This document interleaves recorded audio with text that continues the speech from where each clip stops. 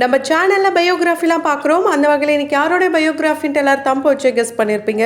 ஆமாங்க, நியூசிலாந்து எம்பியை பற்றி தான் எல்லோரும் இந்த வீடியோவில் பார்க்க போகிறோம். இவங்கள பற்றி பார்க்கறதுக்கு முன்னாடி இது வரைக்கும் யாரெல்லாம் நம்ம சினி சமூகம் சேனலை சப்ஸ்கிரைப் பண்ணலையோ அவங்க எல்லாரும் மறக்காம சப்ஸ்கிரைப் பண்ணிட்டு பக்கத்தில் இருக்க பெல் ஐக்கானையும் மறக்காம ப்ரெஸ் பண்ணிடுங்க. நியூசிலாந்து எம்பி தான் இப்போ வேர்ல்டு வைடா ட்ரெண்ட் ஆகிட்டு வராங்கன்னு சொல்லலாம். அதுக்கான காரணம் அவங்களுடைய பிரேவ்னஸ் தான். இவ்வளோ சின்ன வயசுல இவ்வளோ பொறுப்பா ரொம்ப ரொம்ப கம்பீரமான பேச்சு மூலயமா அவங்க எல்லார் மனசுலையும் இடம் பிடிச்சிருக்காங்க. அண்ட் இவங்க யாருன்ட்டு இங்க இருக்கிற மக்கள் கூட அவங்கள தேடிட்டு வராங்க. ஏன்னா அவங்கள பத்தி அங்கேயும் எந்த அளவுக்கு பேசுறாங்களோ இங்கேயும் அதே மாதிரி தான் பேசிட்டு இருக்காங்க. அந்த அளவுக்கு ரொம்ப பிரபலமாக காரணம் என்ன, இவங்க யாரு, இப்படி எல்லாத்தையுமே தொடர்ந்து இந்த வீடியோல பார்க்கலாம். நியூசிலாந்து பார்லிமெண்ட்டுக்குள்ள இவங்க போனாலே அனல் பறக்கொண்டா அப்படின்னு சொல்ற வகையில தாங்க இவங்களுடைய ஒவ்வொரு பேச்சுமே இருக்கும். அந்த மாதிரி தான் கிட்டத்தட்ட 10 மாசத்துக்கு முன்னாடி இவங்களுடைய ஃபர்ஸ்ட் ஸ்பீச் கூட ரொம்ப ரொம்ப ஒரு சுவாரஸ்யமா இருந்தது. பார்க்குறவங்களையும் ரொம்பவே இன்ஸ்பயர் பண்ற வகையில இருந்தது. அதை தொடர்ந்து இப்ப எல்லாத்தையுமே ரொம்பவே பயமுறுத்துற வகையிலும் ஆக்ரோஷமாக காரணம் என்ன, அண்ட் அவங்களுடைய அக்கா நடனத்தை ஆடுறதுக்கான காரணம் என்ன, அங்க இருந்த எல்லாருமே பதற காரணம் என்ன அப்படின்னு பாத்தீங்கன்னா இதுக்கு பின்னாடி மிகப்பெரிய வரலாறே இருக்குங்க. அந்த வரலாறு பத்திலாம் பார்க்கணும் அப்படின்னா கண்டிப்பா இந்த ஒரு வீடியோ பத்தாது. ஆனா அவங்க இந்த ஒரு மசோதாவை ஏன் கிழிச்சு போட்டாங்க, அந்த நகலை ஏன் கிழிச்சாங்கன்ற காரணத்துக்கு பின்னாடி ஒரு குட்டி ஸ்டோரியும் இருக்கு. 1840 பிரிட்டிஷ்காரர்களுக்கும் மாவோரி பூர்வகுடி 500 பிரதிநிதிகளுக்கும் இடையில ஒரு ஒப்பந்தம் மேற்கொள்றாங்க. இந்த ஒப்பந்தம் எதுக்கு அப்படின்னு பாத்தீங்கன்னா நியூசிலாந்துல கிட்டத்தட்ட 53 லட்சம் மக்கள் இருக்காங்க. அதுல 18% மாவோரி பூர்வகுடி பழங்குடியினர் மக்கள் தான் இருக்காங்க. அப்படி இருக்கும்போது எல்லாமே எப்படி நியூசிலாந்துல பொதுவா இருக்கிற மக்களுக்கு மட்டும் சமமாகும், இது எல்லாத்தையுமே தனித்தனியா ஆக்கணும் அப்படின்னு சொல்லி ஆங்கிலத்திலையும் மாவோரி மொழியிலையும் தனித்தனியா வெவ்வேறு கோட்பாடுகளை எழுதுறாங்க 1970. அதுக்கு ஒரு உடன்படிக்கை அப்படின்னு பேரும் வைக்கிறாங்க. அது என்ன உடன்படிக்கைன்னு பாத்தீங்கன்னா வைத்தாங்கி உடன்படிக்கை. இது மூலமா மாவோரி மக்களுக்கும் சரி பொதுவா நியூசிலாந்து மக்களுக்கும் இடையில என்ன மாதிரியான விஷயங்கள்லாம் வேறுபட்டிருக்கு, இந்த கொள்கையில நடைமுறையில ஏதாவது மீறிட்டாங்கன்னா அதை எல்லாத்தையுமே மாற்றணும் அப்படின்னு சொல்லி 1975 பாத்தீங்கன்னா வைத்தாங்கி தீர்ப்பாயம் அப்படின்ட்டு ஒரு தன்னாட்சியை அமைக்கிறாங்க. இந்த தன்னாட்சி மூலமா மாவோரி பழங்குடி மக்களுக்கு பார்த்தீங்கன்னா மிகப்பெரிய ஒரு ஜாக்பாட்டு தான் சொல்ல முடியும்.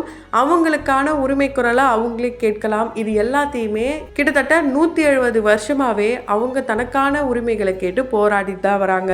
இந்த போராட்டங்கள்லாம் நம்ம அடுத்த லெவல், அதாவது அரசியல் ரீதியாக கொண்டு போனாதான் நல்லதுன்னு சொல்லி தான் அவங்க தனியாக ஒரு கட்சியை உருவாக்குறாங்க. அந்த கட்சியோடைய பேர் பார்த்தீங்கன்னா தி பார்ட்டி மாவோரி கட்சி. இந்த கட்சியோட ஆலோசகராக யார் இருக்காங்கன்னா இப்போ இந்த யங் எம்பியா இருக்க இவங்களுடைய அப்பா தாத்தா இவங்க எல்லாருமே இதில் தான் இருந்திருக்காங்க. அவங்களுடைய தாத்தா பார்த்தீங்கன்னா மக்களுக்காக ரொம்பவே பாடுபட்டவராகவும் இருந்திருக்காரு. அவரை இன்ஸ்பயர் பண்ணி தான் இவங்களும் அரசியலுக்கு வரணுன்ற ஒரு ஆசையும் வந்திருக்கு. அந்த மாதிரி தான் அங்கே இருக்கிற மக்கள்லாம் சேர்ந்து, அதாவது மாவோரி பழங்குடி மக்கள்லாம் யங்ஸ்டருக்கு நம்ம வாய்ப்பு கொடுக்கலாம் அப்படின்னு சொல்லி அவங்களுடைய ரெப்பா இவங்களை தேர்ந்தெடுக்கிறாங்க. என்னதான் இவங்களுடைய அப்பா இருந்தாலும் அவருக்கு வயசாயிடுச்சு, இவங்களே நமக்காக போராட்ட குரலா இருக்கட்டும் அப்படின்னு சொல்லி இவங்களை தேர்ந்தெடுக்கிறாங்க இந்த கட்சியினர்.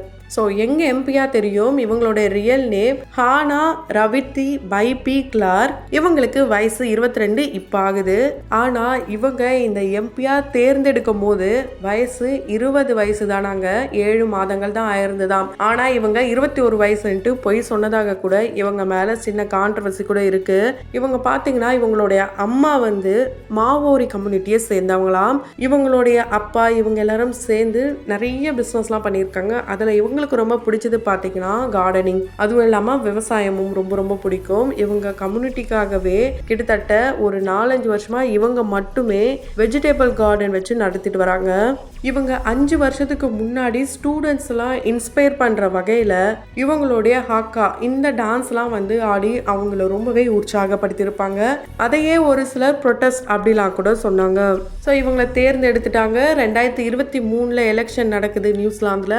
அங்கே இதுவரைக்கும் 5 முறை எம்பியா இருந்த அவரை எதிர்த்து போட்டியிட்டு அதுல 2911 வாக்குகள் மட்டுமே வித்தியாசத்துல இவங்க ஜெயிச்சிருக்காங்க. இந்த வாக்கு வித்தியாசம் ப்ரொட்டஸ்ட்லாம் பார்த்து அங்கே இருக்கிறவங்க எப்படி இது நடந்தது அப்படின்ற கேள்வியெல்லாம் வந்தாலும் இவங்களுடைய இந்த பேச்சாக இருக்கட்டும், இவங்களுடைய இந்த பிரேவ்னஸாக இருக்கட்டும், எல்லாத்தையும் பார்த்து இவங்க கரெக்டான பர்சன் தான் அப்படின்ட்டு மாவோரி மக்கள் எல்லாருமே சேர்ந்து இவங்களை உற்சாகப்படுத்துகிறாங்க. அதனால தான் இவங்களுடைய ஃபர்ஸ்ட் ஸ்பீச்சில் இவங்க பேசும்போது கூட ரொம்ப ஆக்ரோஷமாக இருந்தது. அண்ட் பார்க்கும்போது கொஞ்சம் பயமாகவும் இருந்தது, இவங்க என்ன இப்படி பேசுகிறாங்களே அப்படின்ட்டு. ஆனால் அவங்க என்ன சொல்லியிருப்பாங்கன்றத தமிழ்லலாம் கூட டிரான்ஸ்லேட் பண்ணி அப்போ இருக்கிறவங்க நியூஸில் போட்டிருந்தாங்க. அதாவது நான் இங்கே வந்து எம்பியாலாம் கிடையாது, இவங்க ஒரு இன்டர்வியூவில் கூட இதை சொல்லியிருப்பாங்க, நான் ஒரு எம்பியாக இங்கே இன்னும் பேசலை, நான் ஒரு மாவோரி மக்களில் ஒருத்தியாக இருந்து தான் இங்கே பேசுகிறேன், அவங்களுக்கான ஒரு குரலாக தான் நான் இங்கே நிற்கிறேன், அவங்க தான் என்னை வந்து நம்பிக்கை கொடுத்து அவங்களுடைய நம்பிக்கையை நான் காப்பாற்றணும், அதுக்காக என் உயிரை கூட நான் கொடுப்பேன் அப்படின்னு சொல்லி அவங்களுடைய பேரை கூட ஒரு சாதாரணமாக சொல்லாமல் அவங்க எந்த இடத்துல இருந்து வந்தாங்கன்றத வெளிப்படுத்தணுன்றதுக்காக தான் இவங்களுடைய இந்த பழங்குடி பாடலான ஹாக்கா பாடலுக்கு நடனம் ஆடிக்கிட்டே இவங்க வந்து அந்த கோட்பாடுகள்லாம் இவங்க சொல்லியிருப்பாங்க.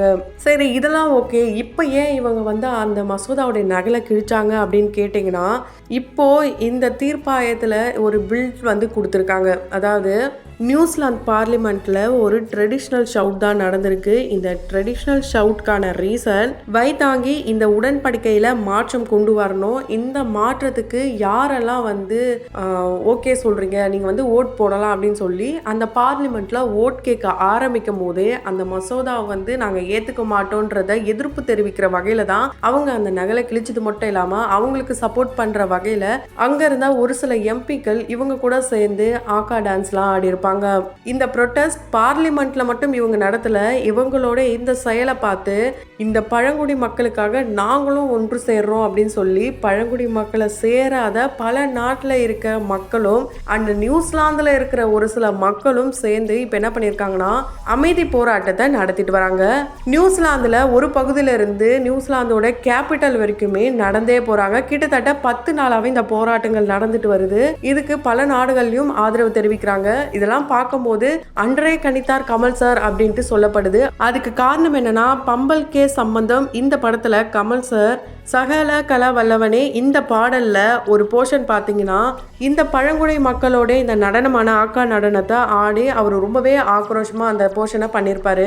ஸோ இது அப்போவே ஆதரிச்சிருக்காரு, நம்மளும் ஆதரவு தெரிவிக்கணும் அப்படின்னு சொல்லப்படுது. அது மட்டும் இல்லாமல் இங்கே எப்படி யங்ஸ்டர்ஸ்க்கு வாய்ப்புகள் கொடுக்குறாங்களோ அந்த மாதிரி நம்மளுடைய நாட்டிலையும் கொடுக்கப்படணும். ஆட்சி என்னதான் வந்து பணத்துக்காக மாறாம நம்மளுடைய உரிமைகளுக்காக குரல் கொடுக்குற வகையில் ஒரு ஆட்சி அமைக்கணும் அப்படின்றத பல பேரும் கமெண்ட்ஸ் மூலமா சொல்லிட்டு வராங்க.